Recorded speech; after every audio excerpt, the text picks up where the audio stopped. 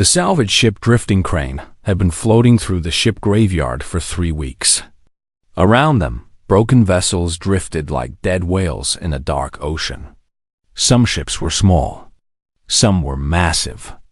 All of them were dead, their crews long gone, their secrets waiting to be found. Kang Do-han floated between the wrecks in his spacesuit, his tools hanging from his belt. He was 34 years old, with tired eyes and hands that were always stained with grease. He had been fixing machines since he was a boy, and he had learned one simple truth in all those years. Everything could be fixed. Everything had a solution. You just had to look hard enough. He was not a hero. He was not special. He was just a mechanic who had left Earth because there was nothing left for him there. The colonies were crowded. Jobs were hard to find. So he had joined a salvage crew and gone to the edge of known space, where the dead ships gathered and men like him could make a living picking through the bones. Today, he was looking for copper wire. The ship needed repairs, and copper was valuable out here. But as he moved through the wreckage of an ancient warship, his scanner picked up something strange. A signal, very weak, coming from deep inside the destroyed vessel. Do-han followed the signal. The warship was massive, bigger than anything humans had ever built. Its design was strange. The metal was dark purple, almost black, and covered with writing that Do-han did not recognize. This was not a human ship. This was not even a ship from the Hegemony or the Coalition, the two great alien powers that ruled most of the galaxy. This was something older. Much older.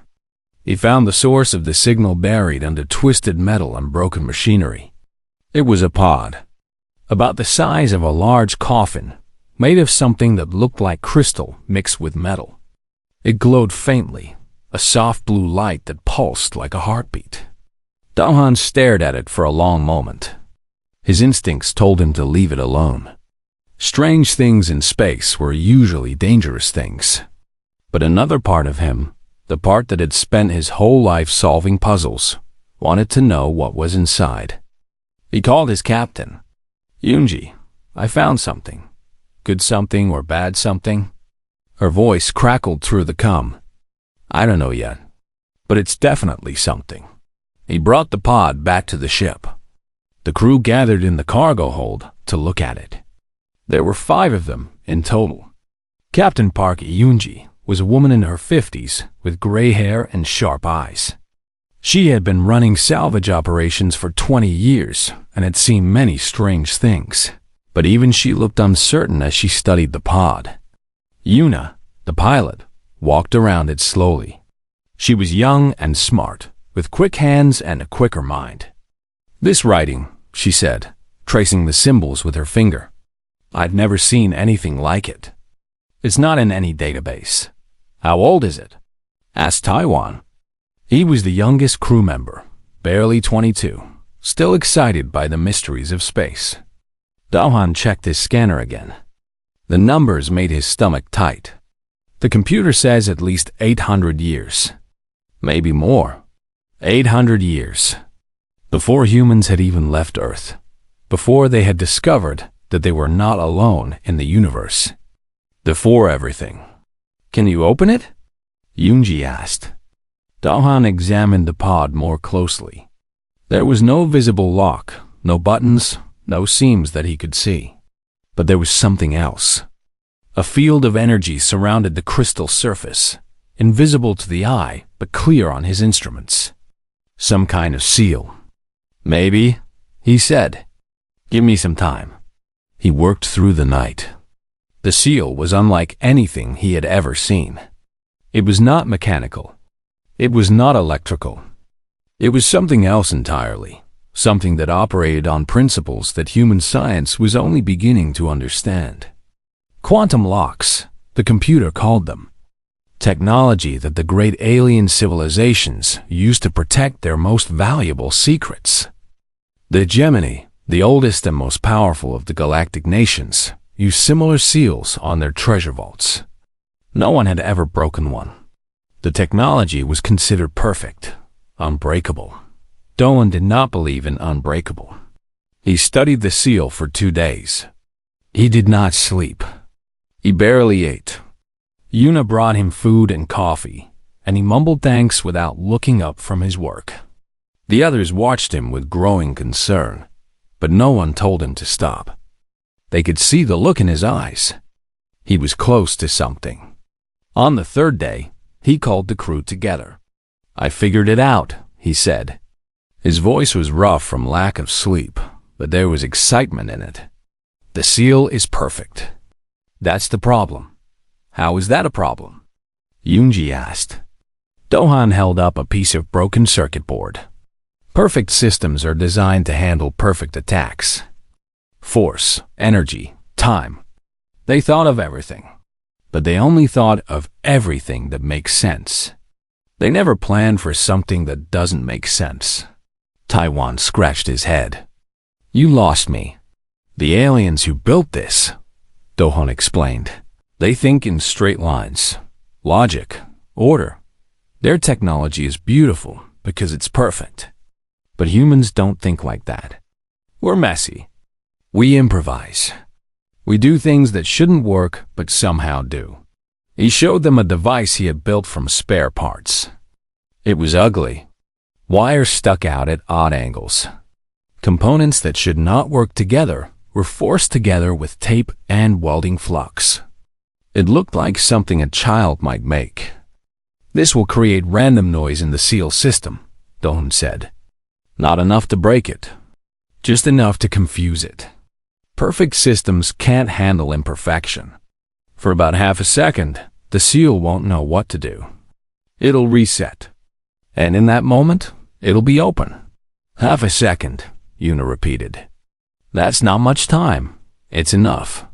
Yoonji looked at the pod, then at Dawn, then at the ugly device in his hands. She had known him for 3 years. She had seen him fix engines that should have been dead. She had seen him make miracles from garbage. "Do it," she said.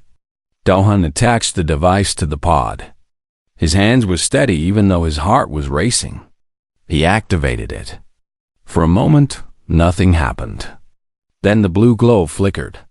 The energy field around the pod stuttered like a broken video. And for one brief instant, a seam appeared in the crystal surface. Dohan moved faster than he had ever moved in his life. His fingers found the seam and pulled. The pod cracked open with a sound like breaking ice, and cold mist poured out into the cargo hold. Inside, surrounded by fading blue light, was a woman.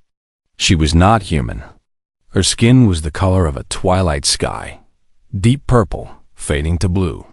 Her hair was silver and seemed to move on its own, floating around her face like she was underwater. Her features were too perfect, too symmetrical, like a painting come to life. Her eyes opened. They glowed like stars. She took a breath. Her first breath in 800 years. And then she looked at Dawn, at his grease-stained hands and tired face, at his ugly device made of garbage and hope. "Who are you?" she asked. Her voice was strange and beautiful, like music and thunder mixed together. Dohan swallowed hard. "I'm Kang Dawn," he said. "Ship mechanic." The woman stared at him. Something moved in her glowing eyes. Confusion, disbelief, and something else that Dohan could not name. "A mechanic," she repeated softly. She rose from the pod like a queen rising from her throne. And despite the rust and grease and recycled air of the cargo hold, she made it feel like a palace. "Then tell me, mechanic," she said, "how did you break a seal that was made to last forever?" Dohan looked at the pod, at his ugly device, at his own dirty hands. "I didn't break it," he said. "I just asked it a question it couldn't answer." The alien woman smiled. It was a strange smile, full of wonder and something that might have been respect. "Interesting," she said. "Very interesting." The alien woman stood in the cargo hold like she owned it. She looked around at the rusty walls, the exposed wires, the patches and repairs that held the drifting crane together. Her glowing eyes moved slowly, taking in every detail. Her face showed nothing, but Dohan could feel her judgment like a cold wind. "This vessel," she said finally. "It is very simple." "It works," Yunji replied. Her voice was calm but firm. She was not the kind of woman who apologized for what she had. "I'm the captain." "Park Yunji, who are you?" The alien woman turned to face her. Despite being locked in a pod for 8 centuries, despite standing in a cargo hold that smelled of engine oil and sweat, she carried herself like royalty. Her back was straight.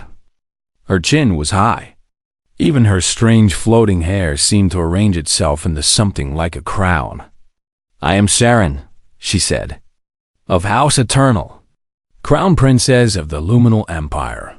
The crew exchanged confused looks. None of them had heard of the Luminal Empire. The galactic databases contained information about hundreds of alien civilizations, both living and dead, but this name was not among them.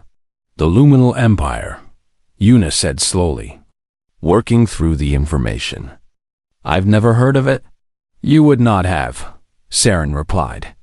"My empire fell 842 years ago, according to your time measurements.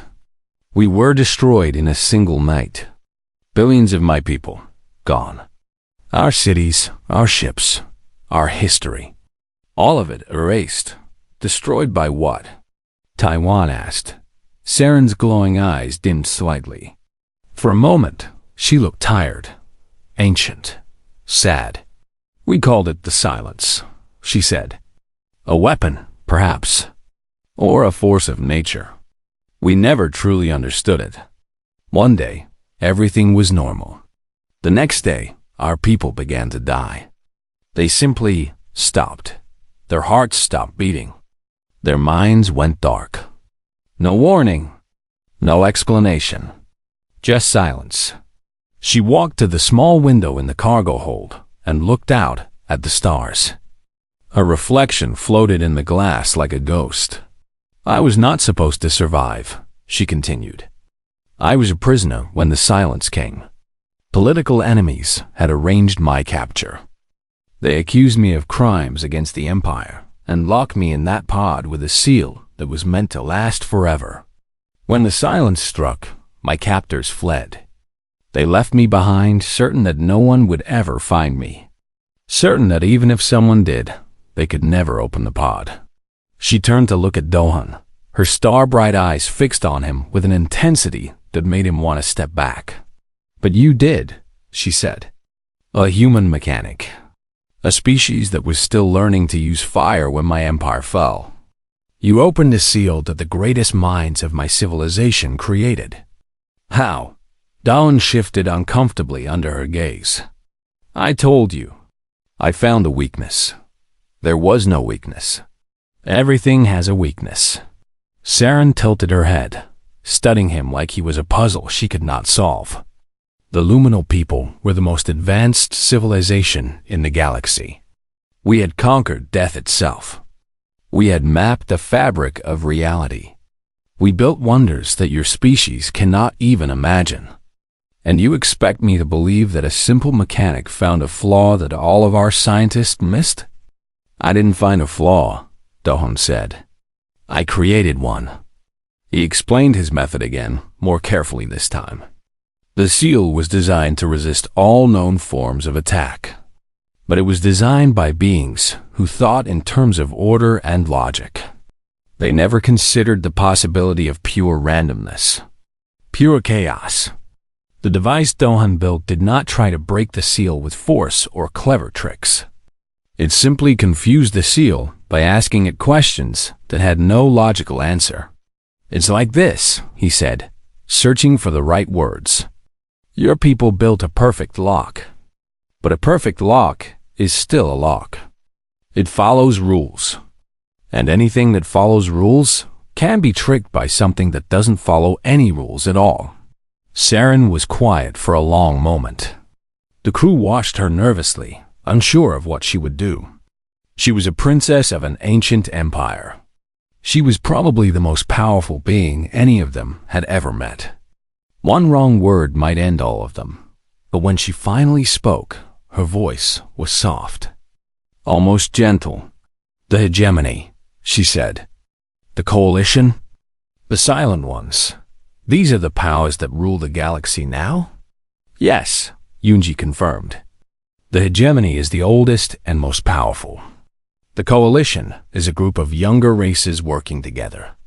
The silent ones are—" She hesitated. "Nobody really knows what they are. They keep to themselves. And humanity? We're new," Yuna said. "The hegemony found us about 100 years ago. We've been trying to catch up ever since." Saren nodded slowly. "I sensed the presence of other minds while I slept. New powers rising from the ashes of my people. I assumed they would be like us, advanced, logical, perfect." She looked at Dawn again. "But you are not like us at all, are you?" "No," Dawn admitted. "We're not. You build ugly machines from garbage. You solve problems by creating chaos. You freed me with nothing but spare parts and— what did you call it? Hope?" "Stubbornness, mostly," Dawn said with a small smile. Siren almost smiled back, almost. "The hegemony sees your species as children," she said. "Primitive creatures who stumbled into space by accident. They tolerate you because you are useful for labor and because you breed quickly. They do not see you as a threat." "They're probably right," Yunji said carefully. "No," Saren replied. "They are wrong. They are very, very wrong." She walked toward the crew, her floating hair catching the dim light of the cargo hold. Up close, she was even more strange and beautiful. Her skin seemed to glow faintly from within. Her eyes held depths that no human eye could hold. "My people achieved perfection," she said. "We built an empire that was meant to last forever. And we were destroyed in a single night because we could not imagine anything beyond our perfect systems. We could not adapt. We could not change. We could not accept the possibility that the universe might not follow our rules." She stopped in front of Dawn. He was taller than her, but somehow she made him feel small. "But humans," she said softly, "humans are different. You fail constantly. You make mistakes. You build ugly things and hope they work. And somehow, against all logic, you survive. You grow. You spread across the stars like weeds in a garden, and no matter how many times you are cut down, you always come back." "Is that a compliment?" Taiwan asked uncertainly. Saren turned to him with her strange glowing eyes. "It is a warning," she said. "And a hope. The powers that rule this galaxy have forgotten what it means to struggle. They sit in their perfect cities with their perfect technologies, and they believe they are safe. But they are not. Nothing is ever safe. And when the next great danger comes, when the next silence sweeps through the stars, it will not be the perfect who survive." She looked back at Dawn. "It will be the ones who know how to break the rules." The cargo hold was silent. The crew did not know what to say. They were simple salvage workers. They fixed things and sold things and tried to survive in a galaxy that did not care about them. They were not heroes. They were not special. But standing before them was a princess of an ancient empire. A woman who had seen civilizations rise and fall, who carried the wisdom of 1,000 years in her glowing eyes. And she was looking at them like they mattered. "So what now?" Yunji asked finally. "You're free. Your empire is gone. What will you do?" Saren considered the question. Outside the window, the stars burned like distant fires, unchanging and eternal. "I do not know," she admitted. "I have been asleep for so long.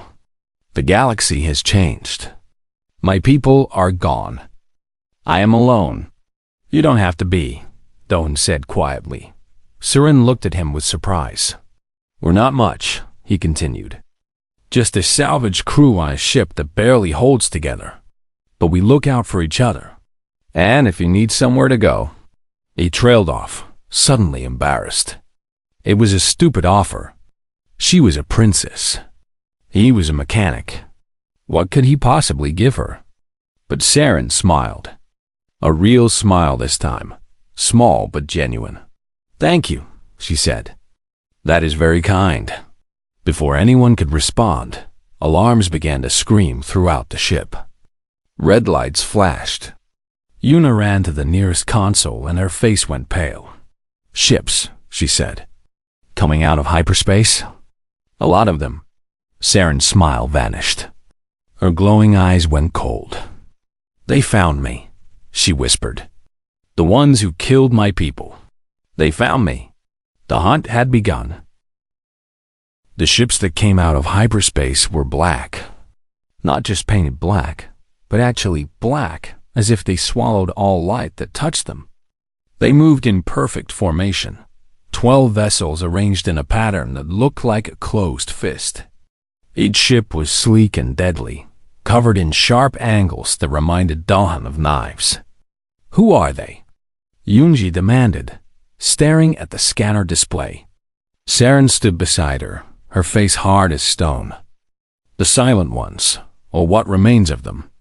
They have worn many faces over the centuries, hidden among the other powers, manipulated events from the shadows. But I recognize their ships. They have not changed. The Silent Ones?" Taiwan's voice was high with fear. "The ones that nobody knows anything about? The ones that even the hegemony is afraid of?" "Yes." Yuna's fingers flew over her controls. "They're scanning us. They'll be in weapons range in 3 minutes." Dahan watched the black ships grow larger on the screen. His mind was racing, searching for options, but every path led to the same dead end. The drifting crane was a salvage vessel. It had no weapons worth mentioning. Its engines were old and slow. Against one of those black ships, they might last a few seconds. Against 12, they had no chance at all. "Can we run?" Yunji asked. "No," Yuna replied. "They're faster than us. Much faster. Can we hide?" "There's nowhere to hide." Saren closed her eyes. When she opened them again, there was ancient sadness in their glow. "I am sorry," she said. "I did not know the pod would send a signal when it opened. My captors must have planned it as a final trap. If anyone ever freed me, the Silent Ones would know." She looked at the crew. "You saved me, and I have brought death to your door." "Not yet," Dahan said. Everyone turned to look at him. "We're not dead yet," he repeated. His voice was calm, but his mind was spinning faster than it ever had before. Pieces were coming together. Ideas were forming. Crazy, stupid, impossible ideas. "Dahan," Yunji said carefully, "I know that look. What are you thinking?" "I'm thinking that those ships are perfect." "That's not helpful." "It is helpful. It's very helpful." Dahan was already moving toward the engine room. "Their ships are perfect. Their weapons are perfect. Their shields are perfect. They're expecting us to fight or run, and they have perfect plans for both. So what do we do?" Taiwan called after him. Dahan stopped at the door and looked back. His eyes were bright with something that was either genius or madness. "We do something they don't have a plan for." The next 15 minutes were chaos. Dahan worked like a man possessed, tearing apart systems that the ship needed to survive. He pulled wires from the life support. He disconnected the gravity generators. He ripped components from the engines and the shields and the communications array. Yuna followed him with growing horror. "What are you doing?" "You're destroying the ship." "I'm rebuilding it," Dahan replied without stopping. "Into what?" "A bomb." That made everyone freeze. "A bomb," Yunji repeated flatly. "Not a normal bomb." Dahan connected two components that should never be connected. Sparks flew. Something in the wall groaned. "Remember how I broke the seal on Saren's pod? By introducing chaos into a perfect system." Yes, I'm going to do the same thing to space itself. Saren had followed them to the engine room. Her glowing eyes watched Dohan's hands as he worked. That's impossible. You cannot introduce chaos into the fabric of space. The forces involved would be beyond measurement. You're right, Dohan admitted. I can't actually do it, but I can make them think I can. Explain. Dohan held up the device he was building. Like the one he'd used to open the pod, it was ugly and crude, held together with tape and prayers. But it was also terrifying. Even without knowing exactly what it was, looking at it made everyone in the room feel slightly sick. The Silent Ones are ancient, Dohan said. They've been around for thousands of years. They've seen everything. They have plans for everything. But they think in terms of logic and probability. They calculate risks. They make decisions based on what makes sense. And Yunji prompted. And this doesn't make sense. Dohan attached the device to the ship's main power core. I'm going to turn our entire ship into a quantum destabilization field. On their sensors, we'll look like the most dangerous object in this system. They won't know what we'll do if we trigger it. Neither will we.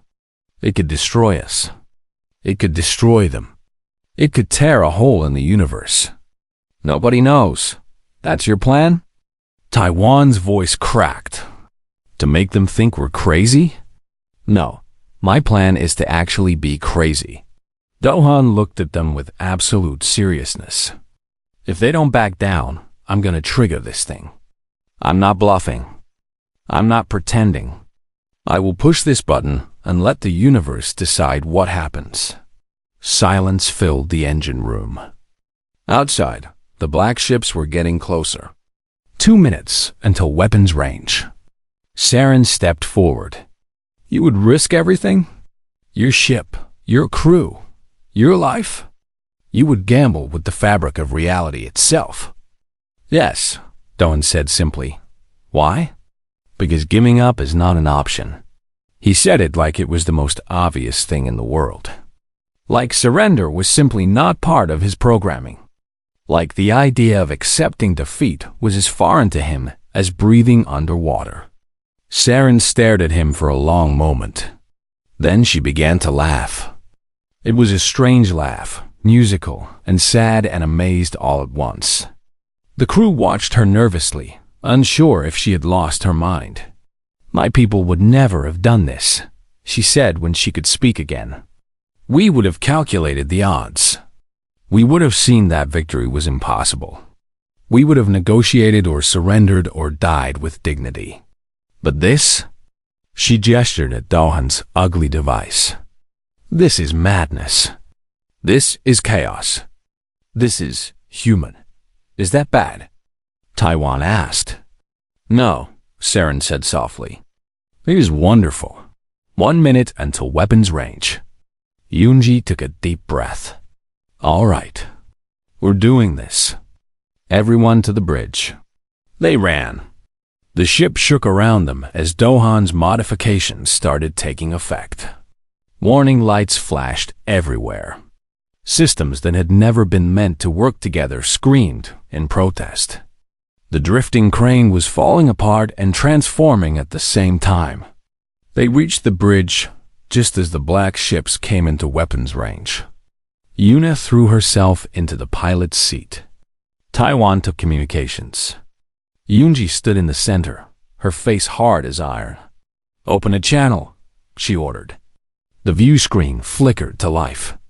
For a moment, there was only darkness. Then, a face appeared. It was not quite human, not quite alien. It was something in between, something wrong. Its eyes were empty holes that seemed to go on forever. Surrender the princess, the face said. Its voice was like dead leaves scraping across stone. And your deaths will be quick. Yunji smiled. It was not a nice smile. I have a counter-offer, she said. Leave now, and we won't destroy you. The face did not move, did not blink. You have no weapons. You have no shields. You are insects. That's true, Yunji admitted. But insects can bite. She nodded at Dahan. He pressed a button. On every scanner in the system, the drifting crane suddenly became something else.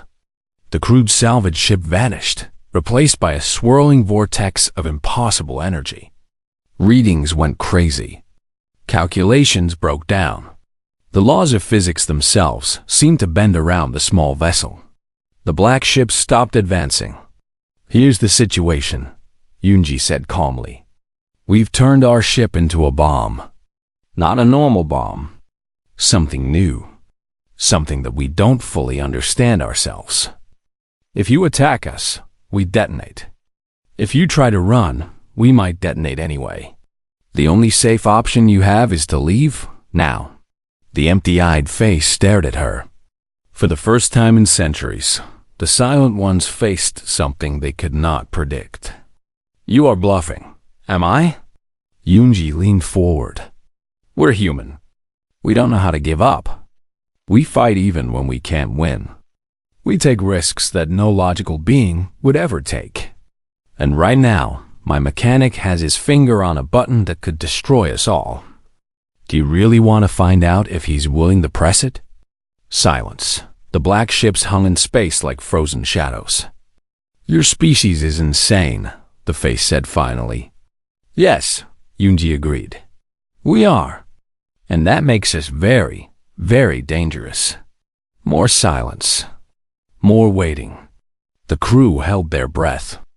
Then, slowly, the black ships began to pull back. This is not over, the face said. His voice was colder than space itself. The princess must die. The bloodline must end. We will find you again. Maybe, Yunji replied. But not today. The view screen went dark. The black ships turned and vanished into hyperspace, swallowed by the void as if they had never existed. In the bridge of the drifting crane, surrounded by failing systems and impossible readings, the crew began to breathe again. Did we just win? Taiwan whispered. We survived, Yunji corrected him. That's not the same thing. But Dahan was smiling. His hand was still on the button. His ugly, beautiful, terrifying button. It's a start, he said. And beside him, Saren watched with glowing eyes full of wonder. The drifting crane drifted through empty space like a wounded animal. Smoke filled the hallways. Warning lights flashed in every room. Half the systems were offline, and the other half were working in ways they were never designed to work.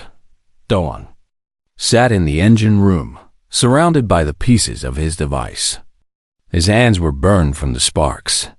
His body ached from hours of desperate work. But he was smiling. They have survived. Yuna appeared in the doorway. Her face was covered in soot, and her hair was wild. The engines are back online. Barely. We can limp to the nearest station if nothing else breaks. Good, Doan said. How did you know they would back down? Doan looked up at her. I didn't. What? I wasn't bluffing, Yuna.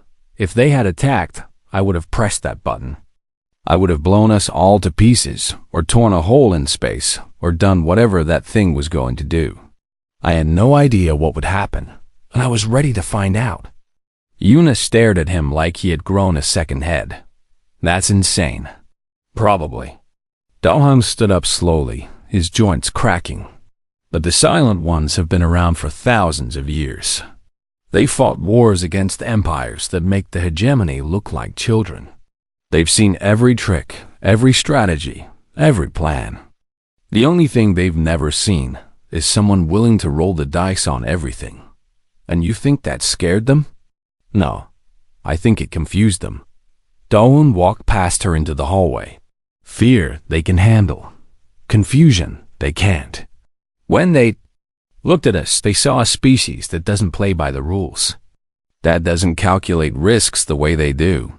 That would rather destroy itself than surrender. And they didn't know what to do about it. Yuna followed him through the ship. Every step revealed more damage. Broken panels, exposed wires, systems that had been pushed far beyond their limits. It would take weeks to repair everything, assuming they could find the parts. "The captain wants to see you," Una said. In the cargo hold, Doan nodded and changed direction.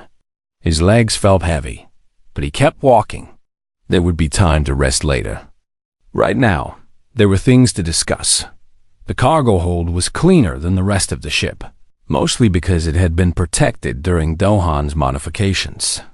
Yunji stood near the window, looking out at the stars. Saren was beside her, her glowing eyes fixed on the same view. "There he is," Yunji said without turning around. "Our crazy mechanic, Captain.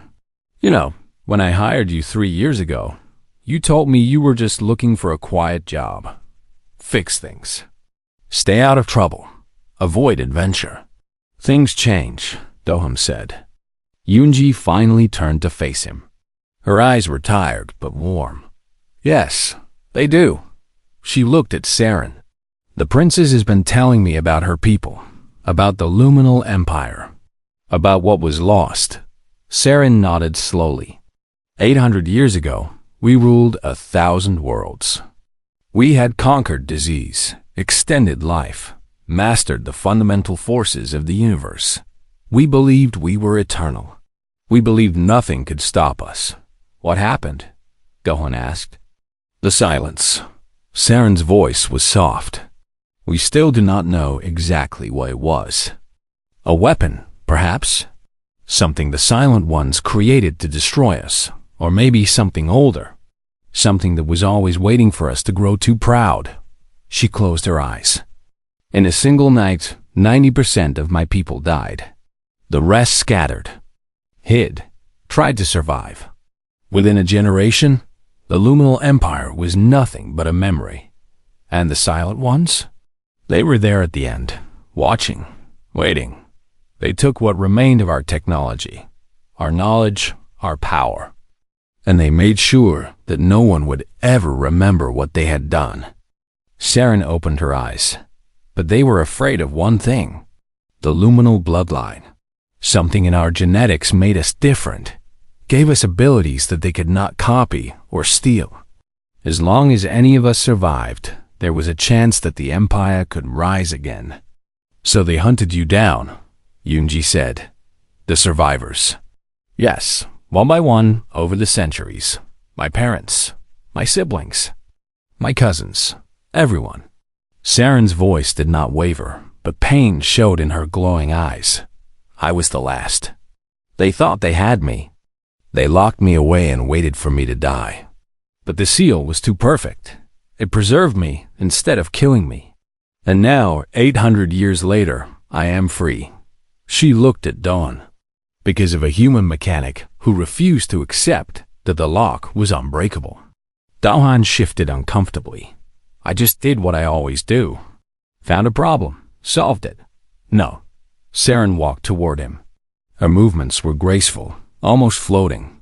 "You did much more than that. You showed me that the universe has changed, that new powers have risen, that the galaxy is no longer dominated by the perfect and the eternal." She stopped in front of him, close enough that he could feel the warmth radiating from her twilight skin. "My people were perfect," she said, "and our perfection destroyed us. We could not adapt. We could not change. We could not imagine a universe that did not follow our rules. But humanity is different. You are chaos and creativity. You are failure and stubbornness. You are the weeds that grow through the cracks in the stone." "Is that a compliment?" Dohun asked with a slight smile. "It is the truth." Saren did not smile back. Her face was serious, intense. "The Silent Ones have ruled from the shadows for 8 centuries. They have manipulated the hegemony and the coalition.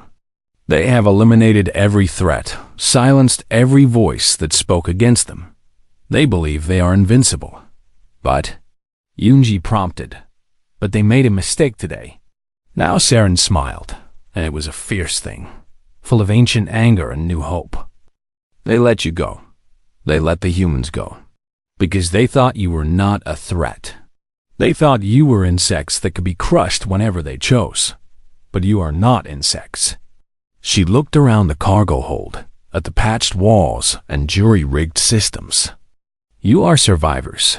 You are adapters. You are the species that builds ships from garbage and weapons from dreams. And you have just proven that you are willing to fight, no matter the odds. What does that mean? Taiwan asked. He had slipped into the cargo hold sometime during the conversation, along with Yuna. The whole crew was there now, listening. Saren turned to face all of them. It means that the war has begun, she said. The Silent Ones know that I am free. They know that the luminal bloodline survives. They will come for me again, and they will not make the same mistake twice. They will bring armies, fleets, weapons that your species has never seen. Then we need to hide, Yuna said. No. Saren shook her head. Hiding is what my people did after the fall. We ran and hid and died one by one in the darkness. I will not do the same. I will not wait for them to find me. Her glowing eyes blazed brighter. I will find allies. I will gather strength. I will learn everything I can about this new galaxy and the powers that rule it. And when I am ready, I will do what my people should have done 800 years ago. What's that? Daohon asked. Saren met his eyes with burning determination. I will fight back. The cargo hold was silent. The weight of her words hung in the air like thunder before a storm. Yunji was the first to speak. That's a big plan. You're talking about going to war against an enemy that has controlled the galaxy for centuries. An enemy that destroyed an empire. And you want to do it with what? A salvage crew and a ship that's held together with tape? Yes, Saren said simply. That's crazy. Yes. Yunji stared at her for a long moment. Then, slowly, she began to laugh. It was a tired laugh, rough around the edges, but real. I'm 60 years old, she said. I spent my whole life running from fights, taking safe jobs, avoiding trouble. And now you're asking me to go to war against space gods. She shook her head. I should say no. I should drop you at the nearest station and go back to salvaging scrap. But you won't, Doan said quietly. Yunji looked at him. No, I won't. Because for the first time in my life, I just stood up to something bigger than me. And it felt good. One by one, the rest of the crew nodded. Yuna, Taiwan, even Doan, though his expression remained calm. All right then, Yunji said. I guess we're going to war. Saren looked at them all. At these strange, messy, stubborn humans who had freed her, saved her, and now pledged to fight beside her. Thank you, she said softly. You do not know what this means to me. Maybe not, Doham replied. But we'll figure it out as we go. That's the human way. Saren smiled at him, and for a moment, her ancient sadness seemed to lift. The human way, she repeated. I think I am beginning to understand what that means. Outside the window, the stars burned in the endless dark. Somewhere out there, the Silent Ones were planning their next move. Somewhere out there, danger waited not but on the drifting crane. A crew of humans and an alien princess looked toward the future without fear. Because fear was for species that knew when to quit, and humans had never learned how. 3 weeks later, the drifting crane limped into Port Nova, a station at the edge of human space. The ship looked worse than ever. Burns marked its hull. Patches covered patches. The engines coughed smoke with every movement. But it was still flying. Still moving. Still alive. Dohan stood at the airlock as the docking clamps engaged. His hands were covered in fresh bandages from the endless repairs. His eyes had dark circles from too many sleepless nights. But he felt more awake than he had in years. You should rest, Saren said, appearing beside him.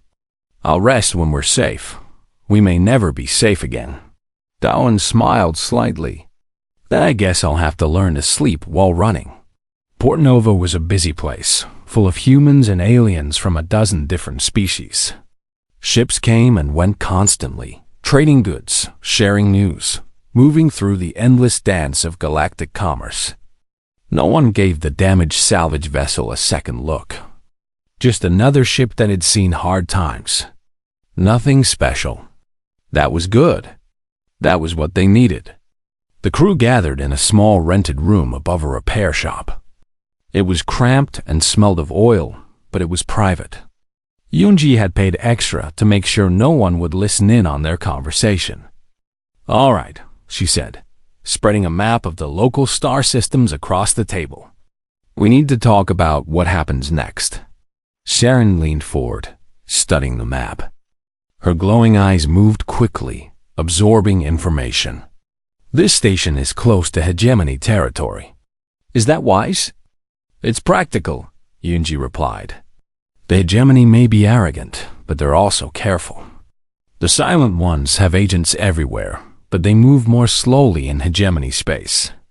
Too many eyes watching. So we're using the hegemony as a shield," Yuna said. "For now. But we can't stay here forever. Eventually, word will spread. Eventually, the wrong people will hear that there's a strange alien woman traveling with a human crew. Then we need to move fast," Taiwan said. "Build alliances. Find weapons. Do all the things you said, Princess." Saren nodded slowly. "Yes, but first, I need to understand this new galaxy. 800 years is a long time. The powers have changed. The rules have changed. I cannot fight an enemy I do not understand." "We can help with that," Dohun said. "The hegemony has libraries, archives, records going back thousands of years. If there's information about the Silent Ones, about what really happened to your empire, it would be there. The hegemony does not share its knowledge freely. No, but they can be convinced." Dohan looked at Yoonji. "We've done jobs for hegemony nobles before. Small things. Salvage work, delivery, transport. If we're careful, we can build connections. Get access to the information we need." "That will take time," Saren said. "Everything takes time. But we have something the Silent Ones don't expect. Patience." Saren tilted her head, studying him. "You are different from the other humans I have met." "How so?" "They are loud, emotional. They act on impulse and regret later. But you are quiet. You think before you move. You plan," Dahon shrugged. "I'm a mechanic. When you fix machines, you learn to think ahead. If you just rush in and start pulling wires, you make things worse. You have to understand how everything connects.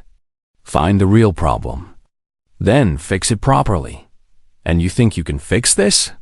This war against an enemy that has ruled from the shadows for 8 centuries? I don't know," Dohan admitted. "But I know that every machine, no matter how complex, follows rules.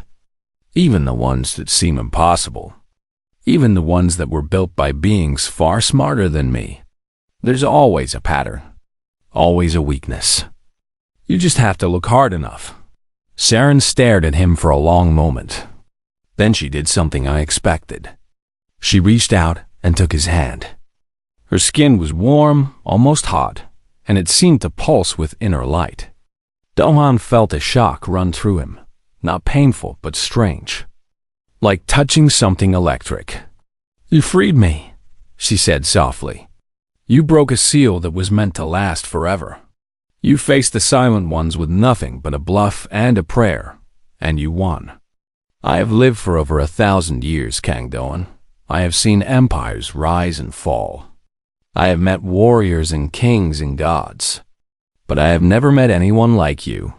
"I'm just a mechanic," Dahon said. His voice was rough.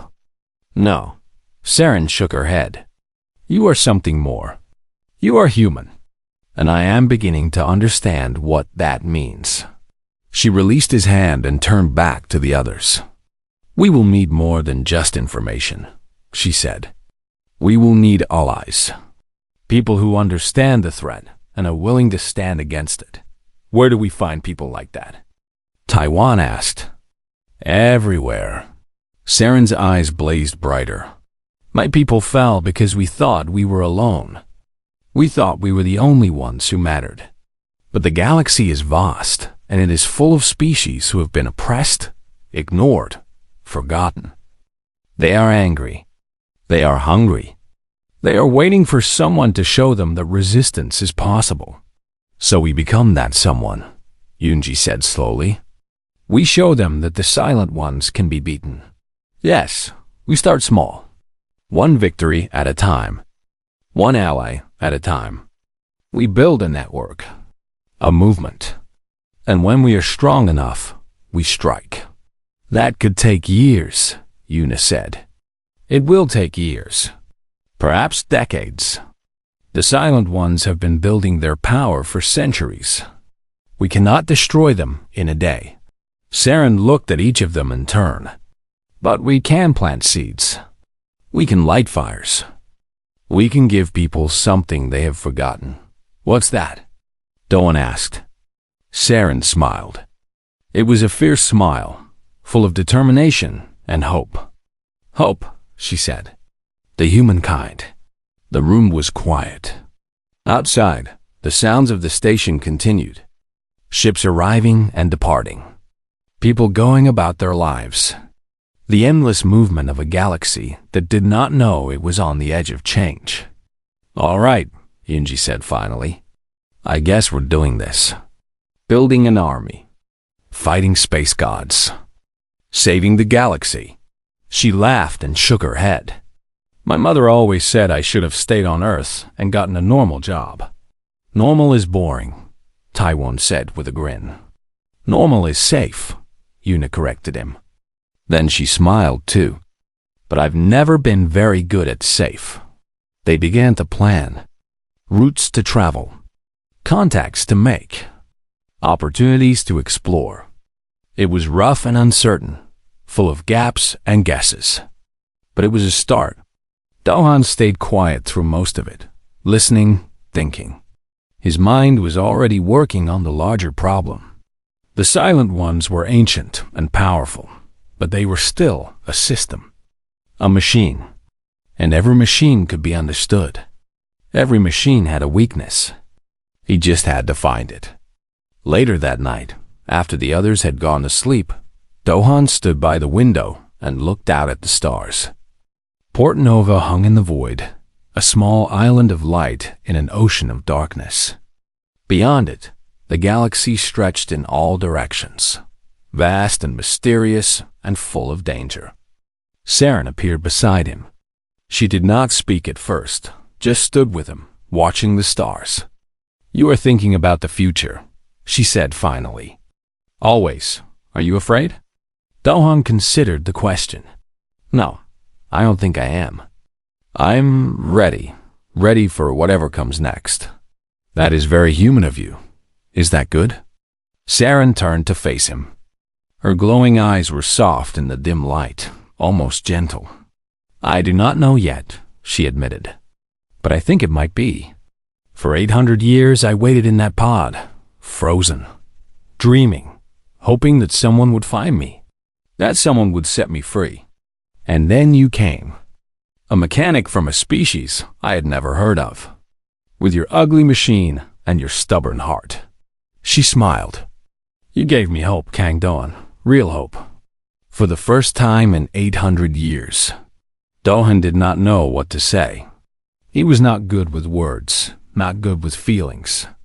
He was better with tools and engines and problems that could be solved with his hands. But he understood what she meant. He understood the weight of 8 centuries of darkness. The miracle of light. I'll do everything I can, he said quietly, to make sure that hope wasn't wasted. Saren reached out and touched his face.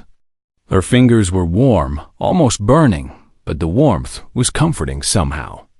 Like the first light of morning after a long night. I know you will, she said. That is why I'm going to stay. That is why I'm going to fight. Because I believe in you. In all of you. in the strange, beautiful, chaotic species called humanity. She lowered her hand and turned back to the window.